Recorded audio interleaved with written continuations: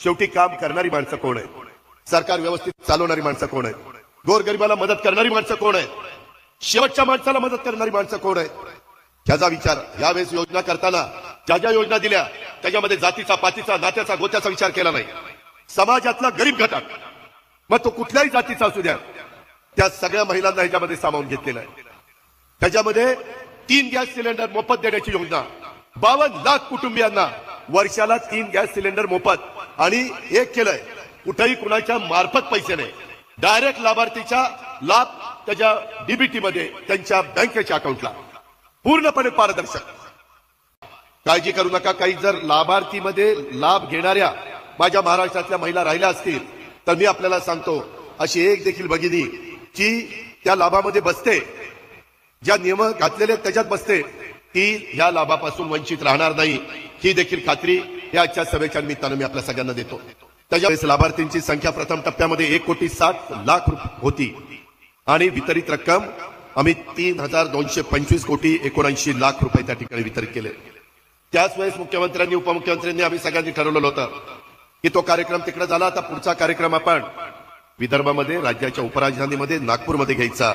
आणि आज लाभार्थींची संख्या 52 लाख अधिक झालेली आहे आणि वितरित रक्कम 1,562 कोटी 85 लाख. आता ज्यावेळेस आम्ही बटन दाबलं, माय माऊलींनो, तुमच्या सगळ्यांच्या डीबीटीवर पैसे आता घरी गेल्यानंतर जमा झालेले असतील. आम्ही दिलेला शब्द पाळणारी लोक आहोत. आम्ही वचनपूर्तीचं राजकारण करणारे आहोत. महायुती सरकार हे काम करणारं सरकार आहे, हे काही दिशाभूल करणारं सरकार नाही. त्या चांगल्या योजना आमच्या माय माऊलींच्या करता आम्ही आणल्या. आजपर्यंत 1,59,00,000 महिलांना, माय माऊलींना हा लाभ मिळतोय आणि वितरित रक्कम 4,788 कोटी 65 लाख केलेली आहे. ज्यावेळेस अर्थसंकल्पामध्ये त्या योजना आम्ही जाहीर केल्या त्यावेळेस आम्ही सगळ्यांनी याला वर्षाला खर्च किती येतोय, आपण व्यवस्थितपणे तो देऊ शकू का, त्याच्यावर ते करत असताना राज्याच्या इतर कामावर परिणाम होणार नाही ना, विकास कामं अडचणीत येणार नाही ना. मित्रांनो, मी यावेळेस माय माऊलींनो 10वा अर्थसंकल्प सादर केला. मागे देवेंद्रजींनी पण अर्थसंकल्प सादर केलेत. एकनाथराव सिनियर मिनिस्टर म्हणून अनेक वर्ष काम करतायत आणि त्याच्यामुळं चांद्यापासून बांद्यापर्यंत माझ्या गोरगरीब माय माऊलींना सक्षम करण्याच्या करता, सबल करण्याच्या करता त्या सगळा कार्यक्रम 2.5 कोटी महिला आम्ही डोळ्यासमोर ठेवल्यात. 2.5 कोटी आत्ता गाठल्यात, 1 कोटी जवळपास 60 लाख. अजूनही पुढचा टप्पा आहे. काळजी करू नका. काही जर लाभार्थीमध्ये लाभ घेणाऱ्या माझ्या महाराष्ट्रातल्या महिला राहिल्या असतील तर मी आपल्याला सांगतो, अशी एक देखील भगिनी जी त्या लाभामध्ये बसते, ज्या नियम घातलेले त्याच्यात बसते, ती या लाभापासून वंचित राहणार नाही, ही देखील खात्री या आजच्या सभेच्या निमित्तानं मी आपल्या सगळ्यांना देतो. त्याच्यामुळे तुमच्यातल्या काही जवळच्या राहिल्या असतील तर राहिलेल्या दिवसामध्ये देखील अर्ज करा. आज विरोधक आमच्यावर टीका टिप्पणी करतात.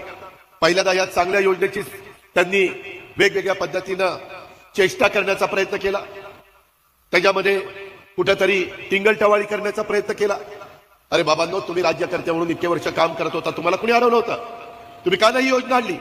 कुणी तुम्हाला थांबवलेलं होतं? त्याचं उत्तर देत नाही, फक्त काहीतरी तातुंबातून सांगितलं. परंतु आता ज्यावेळेस ही योजना लोकप्रिय झाली, मला माझ्या नागपूरमधल्या आलेल्या माझ्या बहिणींनी सांगावं, ही योजना चांगली असेल त्यांनी हात वर करा, चांगली आहे का नाही. सगळ्या महिला, मुख्यमंत्री महोदय, उपमुख्यमंत्री महोदय, नितीन गडकरी साहेब सगळे हात वर करतात, खाली घ्या. आज मोठ्यांना काय माहिती, आमच्या माय माऊलींना 1,500ची किंमत आम्ही 3,000 रुपये त्यांच्या अकाउंटला जुलै ऑगस्ट टाकले. खुरपडीला जाणारी महिला, माझ्या कचरा गोळा करणारी महिला, माझ्या धुणं भांडी करणारी महिला, तिथं झाडू पोतना करणारी महिला, काहींच्या घरामध्ये जाऊन स्वयंपाक करून देणारी महिला किंवा झोपडपट्टीमध्ये राहणारी महिला, तिला तिची सुखदुःख माहिती. टीका करणाऱ्यांना काय कळणार आहे किंवा ह्या 1,500 रुपयाचं मोल काय, ह्याची जाणीव त्यांना नाहीये. कारण सोन्याचा चमचा तोंडामध्ये घेऊन जन्माला आलेली लोक आज माझ्या गोरगरिबांना 2.5 लाखाच्या मध्ये आतमध्ये उत्पन्न असणाऱ्यांना आम्ही मदत करतोय, तर त्या मदतीच्या बद्दल काही ना काही चुकीचं सांगण्याचा प्रयत्न करतात. तुम्ही त्याकडे दुर्लक्ष करा. ही योजना पुढे चालू ठेवायची का नाही, ही योजना द्या. शेवटी काम करणारी माणसं कोण आहे? सरकार व्यवस्थित चालवणारी माणसं कोण आहे? गोरगरिबाची विनंती